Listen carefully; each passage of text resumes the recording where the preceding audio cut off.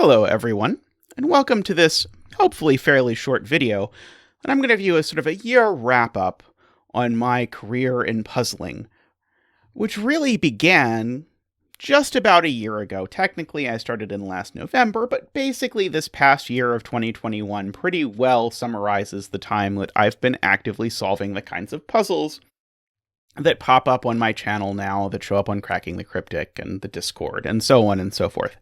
So I thought it would be fun to make a list of my top 10 puzzles of the year. This was immediately a problem because there are so many great puzzles, it was really hard to sort of pare stuff down, and I eventually settled on a list of 12 puzzles with a few rules to help, again, keep the list to a minimum. But again, there are really tons of puzzles that were really great this year. And this is by no means a comprehensive list, and I still keep coming across more puzzles and go, wow, I wish I'd have put that on the list. But the reality is I wrote this list about a month ago, so stuff that came out at the very, very end of 2021 I have not yet done. Stuff that I did on, say, my birthday stream or whatever is solidly into this year, so we'll have to wait until next year's version of this list for some of those puzzles. So there are a few rules about puzzles that show up on this list, which explain the somewhat random cross-section of puzzles that appear. So the first rule is that I have to have actually solved the puzzle myself. Now, I'm many things, but patient is not one of them. And so when a video by Simon or Mark goes up, I usually watch it the same day. And so as a result, there's some setters, like particularly Fistamafel, where I just haven't done many of their puzzles myself because usually the puzzle goes up, and the way I find out the puzzle went up is that Simon is doing it. So I'm sure these puzzles are great, and I've greatly enjoyed many of the puzzles that Simon has done this year, and that Mark has done this year as well.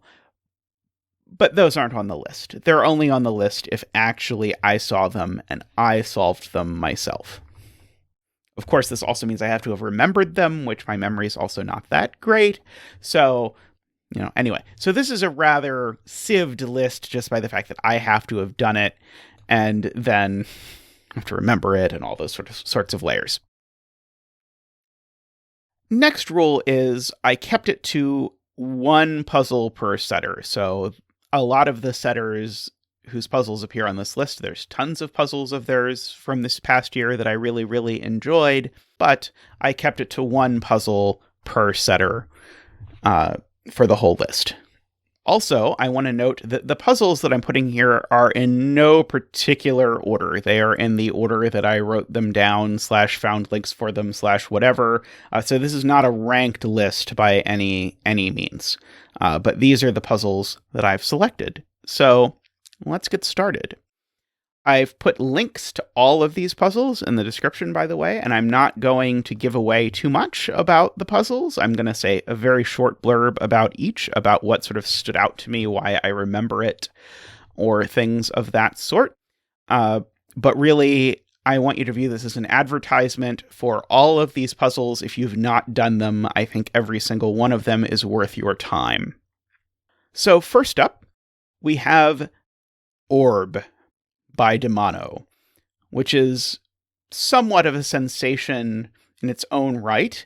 If you just look at the grid already, you're either super excited or you're running in the other direction. But for me, I find these sort of multi-grid puzzles where things are interlocked in some interesting way really fascinating and cool. I think one of the coolest things about Sudoku and Sudoku variants is the way often you make a deduction and then it leads to a deduction really far across the grid. Well, in this puzzle, you get that to the umpteenth degree because you make a deduction and it actually has a consequence not in that grid, but in some further away grid. So if you look, just in case you have not noticed it in your time looking at it, there is this 59 diagonal here that runs across literally the entire puzzle. And so this little killer clue here adds these however many digits that is across what looks to be 3 different grids, and so that lets you make really cool deductions. This puzzle was just a ton of fun from beginning to end. I heartily recommend, if you've not done Orb by DiMono, I heartily recommend it. There's a sequel puzzle, Orb 2, which I have not solved, so I cannot recommend, but it sort of ups the insanity that is present in this puzzle to a much, much higher degree.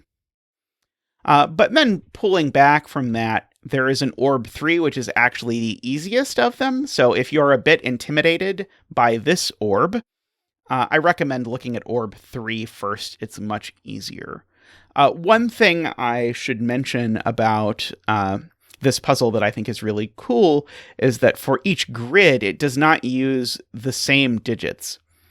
So every grid in this puzzle uses digits that are between 1 and 9, but they're different. So this 4x4 over here, it uses a different set of 4 digits than this 4x4, and this 6x6 uses a different set of digits than this 6x6.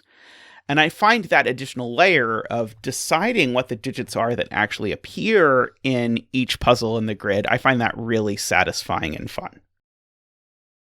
Next up on this list, I want to talk about P's Pentominous Parity Puzzle by Panthera. Now, of all the puzzles on the list, I think this is the puzzle that has gone most under the radar and is most underappreciated relative to how much attention I think that it deserves. I had just tons of fun with this puzzle, and I really recommend, if you have any interest in the sorts of puzzles that I like, that you go ahead and try this out. I try and sneak a recommendation in this to just about every email that I write to Cracking the Cryptic, so I still hope this puzzle appears there someday, but until then, you can do it yourself. The link is below. You should go ahead and you should do this puzzle, and then you should rate it so it can achieve the joy of being rated. Now, I should mention that the Sudoku community is blessed to have 2 Pantheras. So if you're on the Discord a lot, this is probably not the Panthera with which you are most familiar.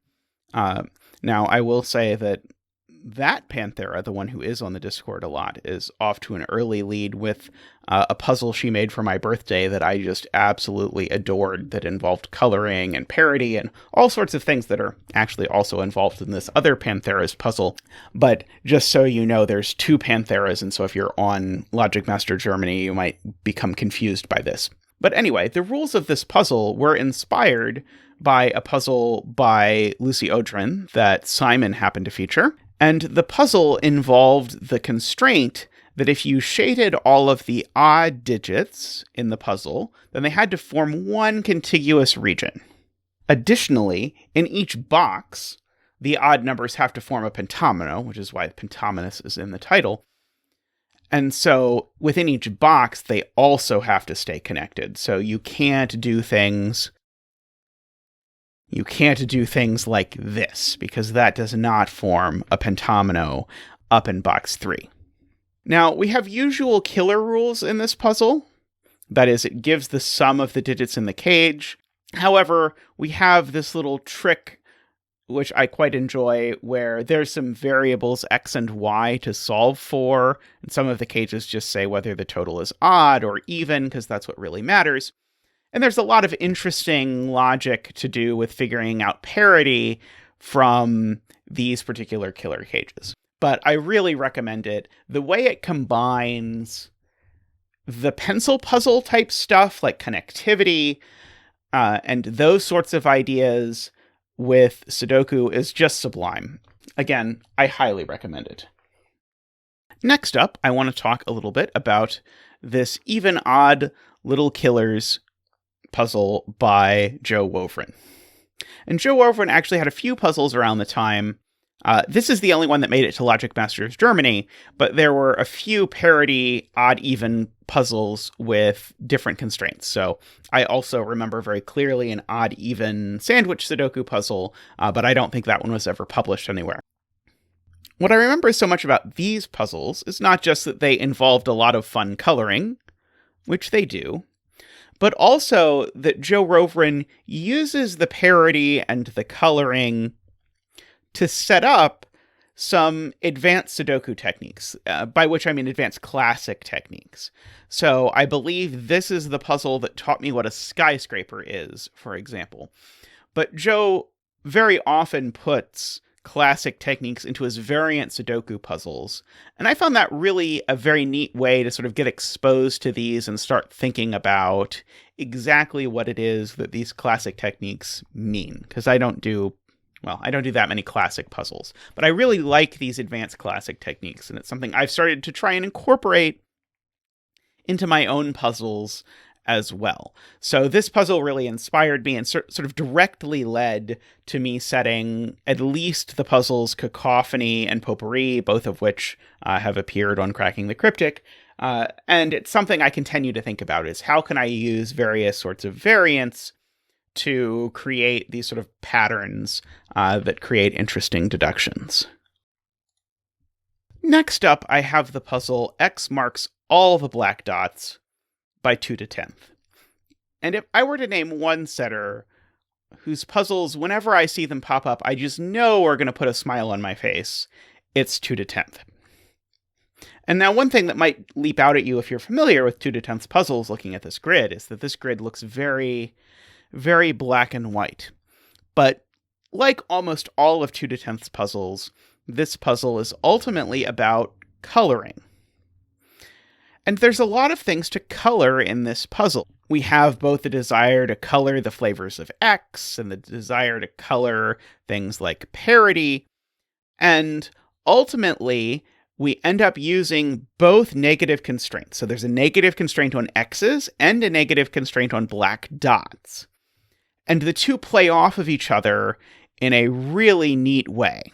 This is just a super fun puzzle that I really recommend, and the punchline at the end, where you figure out the way that everything disambiguates, is just sublime. I really recommend this puzzle. And basically all of 2totenth's puzzles are great.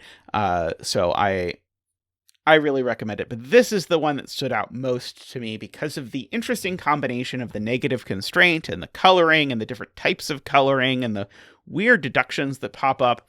And I think this was the puzzle also that taught me how powerful black dots are. And I've started using them a lot as well as sort of the default constraint to combine with whatever other constraint. Because black dots really work very differently than almost all other Sudoku constraints. And so you can often create quite interesting logic by playing black dots off of some other Sudoku variant. So, great puzzle.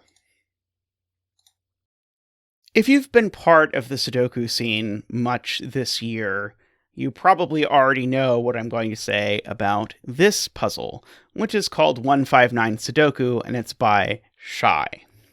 So Shye didn't invent the 159 rules, but I think this puzzle, more than any other, is responsible for the fact that suddenly, after this puzzle was posted, every setter was trying to find clever, interesting ways to set 159 puzzles, and we got variants posted by various people with 159 plus every rule set you can imagine.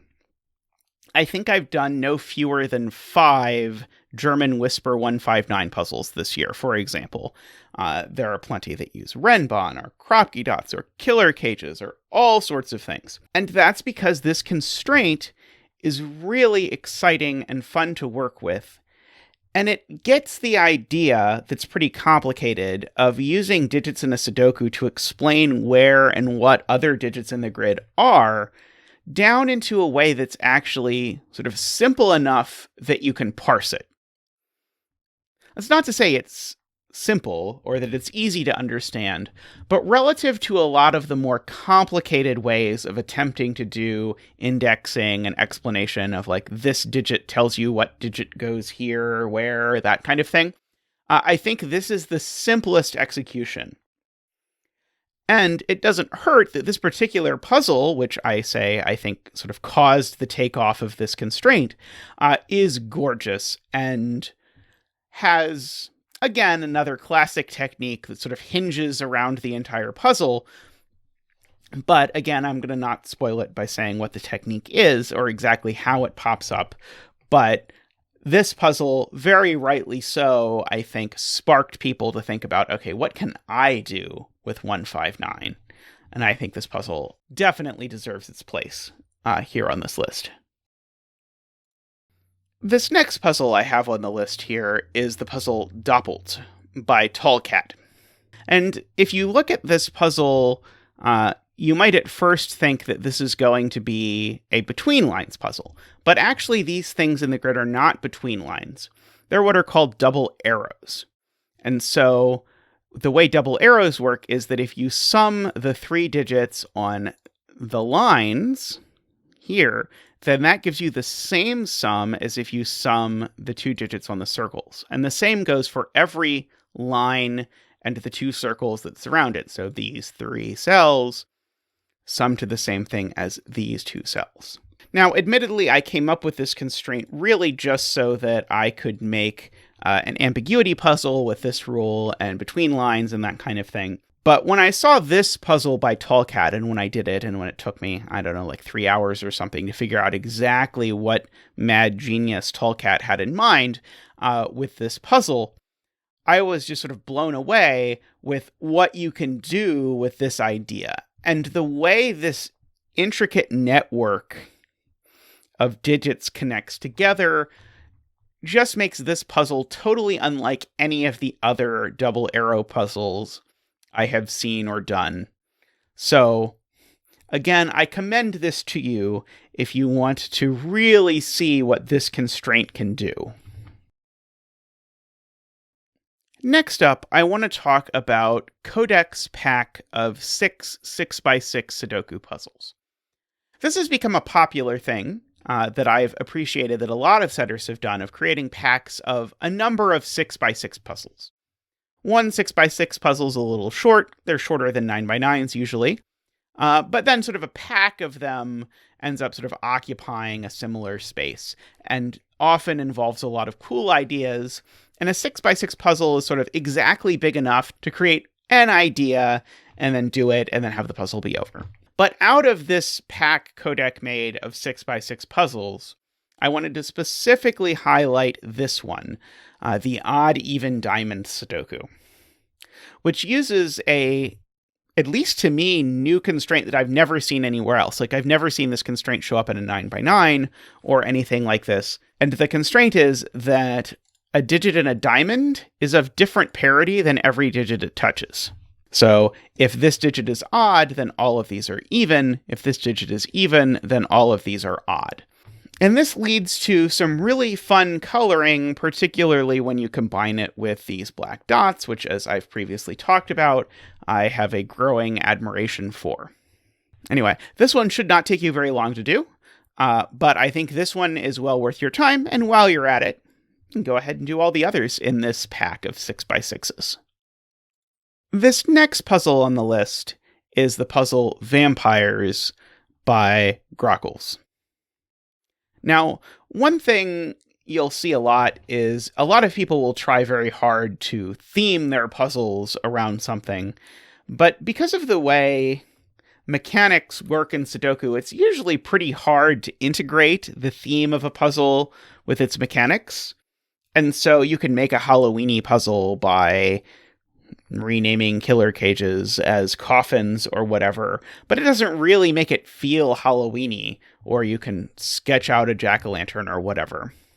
What grkles has done here is to make a puzzle called Vampires that really captures at least one of the small pieces of vampire lore, where vampires don't show up in mirrors. And so the way that works out in this puzzle is that there's a vampire digit. Unbeknownst to you, you have to figure out what digit it is that is the vampire. But vampires don't get reflected along palindromes. So if there's a vampire digit here, it just gets ignored along the palindrome. And then instead, this digit is the same as this digit, and this digit is now the same as that digit. And so the way of making this sort of a Halloween puzzle by capturing just that piece and connecting it to one of the standard rules of Sudoku and subverting it just a tiny bit just chef's kiss, A+ perfect. It, of course, does not hurt at all that the puzzle is amazing, and you have to very carefully hunt down this vampire, and the puzzle does a very good job of keeping it a mystery for a very long time in the solve, exactly who the vampire is, and you work through it, and you have to figure out where they show up on palindromes. And it's really neat the way that if you don't know where the vampire is on a palindrome, the palindrome by itself tells you almost nothing. This is just a super sweet puzzle, as with all of these puzzles. I recommend it to you if you have not yet tried it. The next puzzle on this list is Deuces Wild by Andrewsarchus. And basically, from the title, you basically know everything you need to know about the rules of this puzzle. Every rule in this puzzle is standard, except that 2s, instead of being 2s, are wild. 2s can be any digit. And so one thing that means, for example, is that you could do wacky things like that. So you can put a 5 on an X and also put the 2 on the X and then say, the 2 is a wild standing in for 5, so 5 plus 5 is 10. That in and of itself is a fantastic premise for a puzzle, but the execution of this puzzle is just great.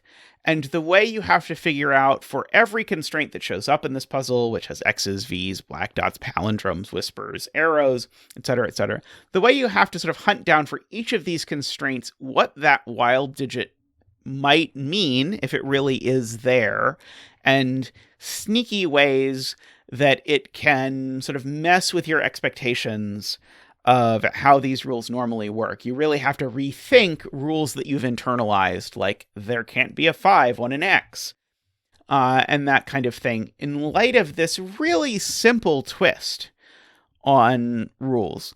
I think there's a lot of room for further iteration on this kind of idea. And so this is definitely one of the puzzles that sort of sticks with me in my mind as having really done the small twist on standard rules thing just perfectly. Next up, we have Sudon'tku by Isaac Resnikoff. And it was my biggest birthday present this year that Simon actually solved this puzzle on my birthday, and I was so happy to see this puzzle show up. So when you first look at this puzzle, you might assume that you know what all of the rules mean, but then you'd realize pretty quickly that something's off because you have this like 2-cell 20 cage. 2-cell 1 cage is maybe even more concerning. So what's going on here is that actually this is sort of, well, it's not a Sudoku, it's a Sudon'tku.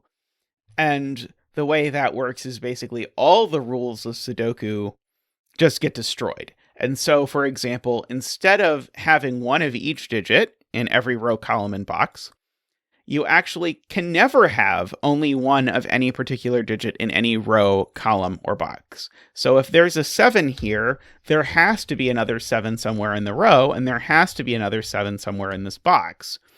And so if I put the 7 here, then I've got to put another 7 now in this column, and now I've got to put another 7 in this box, and so on and so forth. Which sounds like the kind of rule that would be impossible to do any sort of logic with. It's certainly completely different than any Sudoku puzzle that you've ever done. But the puzzle does a fantastic job of A, using this weird rule, and B, actually guiding you through what the main goal of this is, what the primary way of making deductions in this is. So the setter had to discover what the way of making deductions with this weird rule set was, and then had to hint at it in the grid. And so if you're going to try this, and you want to spend just a little less time on it, the beautiful, beautiful part, and I'm gonna point at something, so I'm gonna spoil something, so close your eyes for just 5 seconds if you don't want any spoilers at all. But the way this piece of the puzzle was designed to help you identify what the key mechanic of this puzzle was, again, just A+.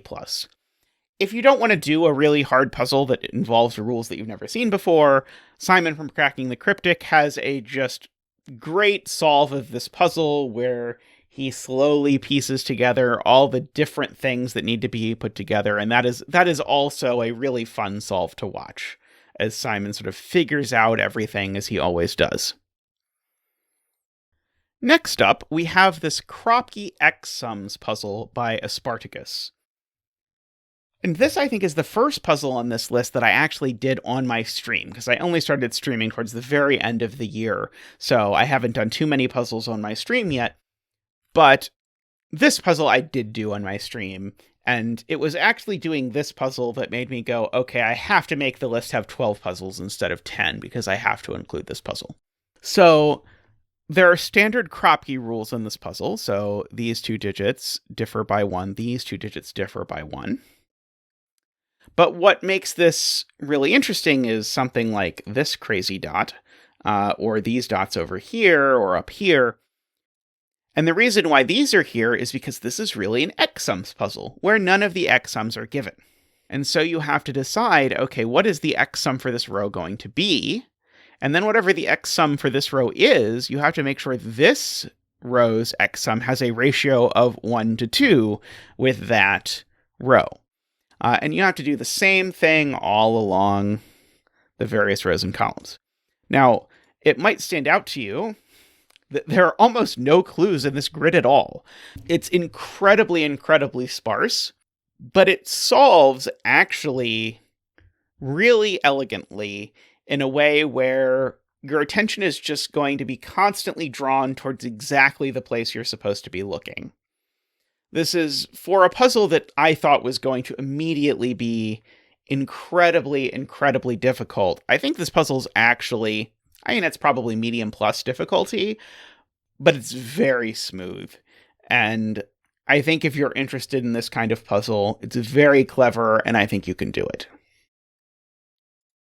And that brings us to our 12th and final puzzle, which is this 6x6x6 by Sam Cappleman-Lynes. So this at first might look like it is going to be the same thing as the 6 6x6s that I showed you by Qodec earlier. But this is actually something quite a bit different. So what's actually happening here is that we have completely standard rules in each of these 6x6 grids, and all the variants are standard. So there's a thermo, there's a killer, there's an X sums, a sandwich, a little killer puzzle, and an arrow puzzle. All of those are completely standard. But the additional rule is that if you look at the same cell in each of the 6x6s together, those cells also have to be a set of the digits 1 through 6. I so nearly said 1 through 9, but 1 through 6. So this is like disjoint sets to the next level, or maybe the level after the next level, where to see what digits this can be, I have to scan not just the row, column, and box of this puzzle, I also have to scan that cell from 5 other puzzles. And so you end up with really weird things, like you might have, for example, a 1, 2, 3 triple across these puzzles in this cell, for example. That's not what actually happens, but you end up with something like that. And so you have to constantly play these off of each other. And I think this is the kind of idea that tons of people will come up with of, oh, I could make Sudoku really hard by making it in 3D, mwahaha. But then they design really obtuse, opaque puzzles with that idea that aren't really actually fun to solve and don't necessarily engage your brain in the right way. But since Sam is just an absolute top-tier setter, he had this idea, and then he really came up with what is the simplest possible execution that I can make on this, and realized that, yes, I should probably make these 6x6x6 rather than 9x9x9, which might take forever. Who knows? Maybe someday I'll try it. Maybe, possibly. But anyway, that's just completely human solvable. I think actually Mark did a video of this on Cracking the Cryptic, where I think this only took him about half an hour. It certainly took me a lot longer than half an hour because my scanning is, well, not good. But it did not take me forever, and it was just a joy from start to finish. I again, this is definitely one of those puzzles that just made me smile start to finish thinking about it, because it's completely clear where you're supposed to start, and then the progression and where you're supposed to look. There's just a lot of cool stuff here. Nothing gratuitously difficult, just fun and novel and feels exciting.